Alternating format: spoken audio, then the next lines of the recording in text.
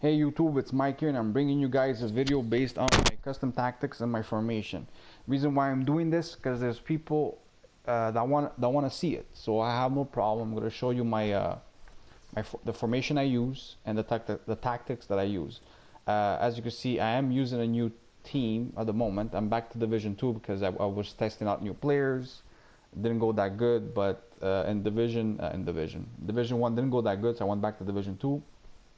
I'll get back to Division 1. It was just testing out players, testing out links. Nothing was really working until I created this team that I guess it's working pretty well. As you can see, I'm at the moment 12 games played, 9 wins in the weekend league. So let's go ahead in the formation.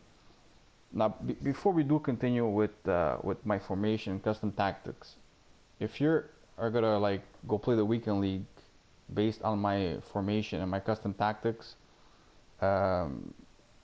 you're not gonna improve your gameplay. It's just letting you guys know up front. Whatever I do could be completely different to whatever you guys do. Anyways, the formation of my choice is the 4-2-3-1. We all know that I ended up buying Maradona because, well, he's my idol and he's the guy I wanted to play with. Am I liking him? He's okay. The problem with Maradona is small. He's 5'5". As you can see, 25 games, he does have 28 goal contribution. 17 of them are goals. So he's doing a pretty good job as a cam. But I do feel that little weakness of him being a small guy, and this is why a lot of people like using bigger, stronger guys. As you can see, I went back and bought Son. I should have never sold Son. Son is a beast of his own. Look at that, 17 games, 16 goals. He's one of those players that just continue to do what he always did for me, and I should have basically never sold him and kept him. Actually, I even ended up losing money because he ended up costing me a little bit more because I thought the market was going to crash. The market will crash eventually, very soon, because Team of the Year, but I guess I had to buy somebody to be able to play with Maradona because I tried a few different cards and nothing was working very well. Now I don't want to bore you guys with what I tried and everything. I just want to let you know that when you play this formation here, 4-2-3-1, from what I've noticed in this formation, when you play in this formation, this is very different than the 4-1-2-1-2 narrow that a lot of people play in the game. What's good about this formation is that the two CDMs help you a lot defensively. But then again, there's games where we all know momentum and scripting and whatever you want to call it is just unbearable sometimes. No matter how good defensively you are as a player, the game itself penalizes you to play good defense. And this is why when you're playing this formation here, is to basically have a stronger defensive core. If you're a guy that wants to create a lot of offense, this is probably not the formation for you. This formation here is something that you need to play. The way I play it is I play it relaxed. I play it relaxed. I pass the ball around. I don't just give the ball away. This is a very good possession formation for you to like keep the ball and try to create something, but it's harder to create than the 4-2-1-2 narrow, where that one is more straightforward. There's way more triangles. There's a lot of like given goals, where in this game and in this formation it's very different than that.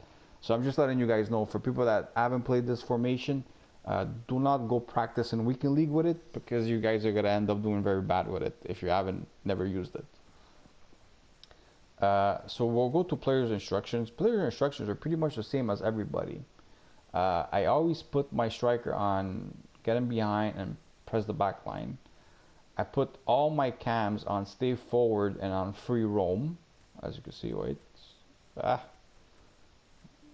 they all exactly on this. If I could get to Jesus, they're all basically on the same thing, stay forward and free roam. I basically put my CDMs on stay back while attacking. I don't even change the defensive behavior. I just leave it as balance. And I put also Vidal on stay back while attacking. And of course I put my left back and my right back and left and stay back while attacking. The reason why is because you want your players to stay very strong defensively, so you make sure that you give them the information to stay back while attacking. They're not always going to stay back while you're attacking, but they do it more often than they wouldn't. So let's go in custom tactics. I played around with it a lot. The only thing I kept the same is my pressure, aggression, team width. That was basically copied by this pro called Shells. Very, very good player. One of the best players, I guess maybe the best player in the world, I don't know. Anyways, my speed, I'm testing out 62. I was at 60 and I ended up putting 61, then I ended up putting 62. I'm going up one by one just to see what feels better. 62 seems to be decent. Passing, I always kept it at 50. I never really moved it.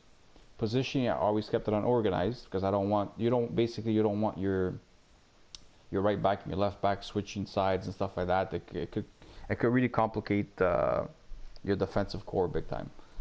Chance creation, I haven't really moved it much. I kept it, I was 60 40 60, and the only difference I did now is I put 45, because at 40 I felt like my guys didn't rush the box too much, and I needed a little bit extra inside the box just in case I do want to make a little cross in. It doesn't have to be like a cross with a header. It could make a cross pass, you know.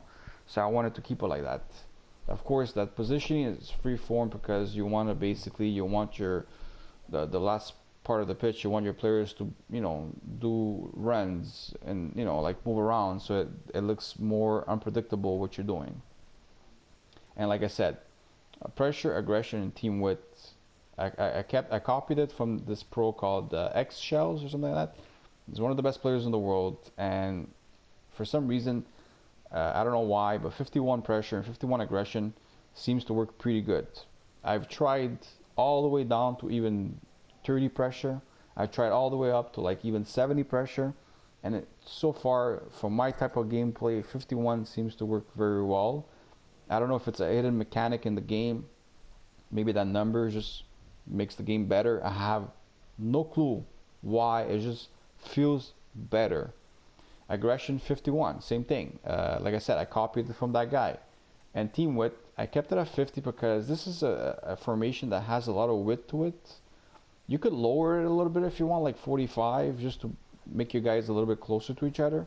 But 50 for me is even. It's good. It feels natural. I just leave it like that. And defend the line on cover, because whenever you put offensive trap with 51 pressure, you leave yourself open way too much for like over the tops and, you know, driven passes and stuff like that. It's just you're giving counter attacks just way too easy to your opponent, because the way I get scored, most of my goals are by counter attacks, and a lot of my goals actually come from whenever I'm doing either a free kick, a corner.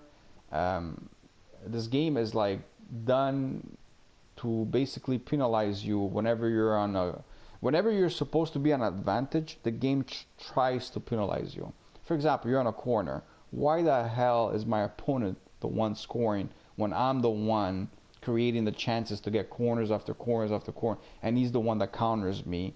And all the guys that you see stay back while attacking, they're all up front in the box. It's the game is very penalizing this year. It feels like it always tries to make games even up, no matter who you play against. This is why I always said it from the beginning. I never felt that my opponent got harder to play against. I felt that the game itself got harder to play as I advanced in the weekend league.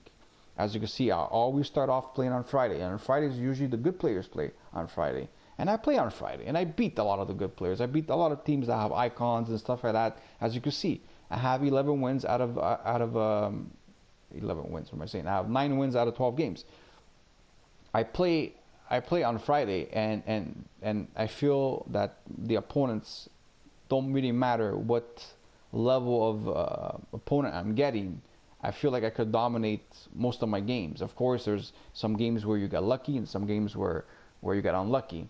But as the weekend league goes more and more towards the ending, like especially Saturday, for me is very bad, but on Sunday, for example, whatever, the higher you start reaching your tiers, your ranks, the game gets harder. And like I said, I will still dominate most of my opponents, and I will lose a lot of those games.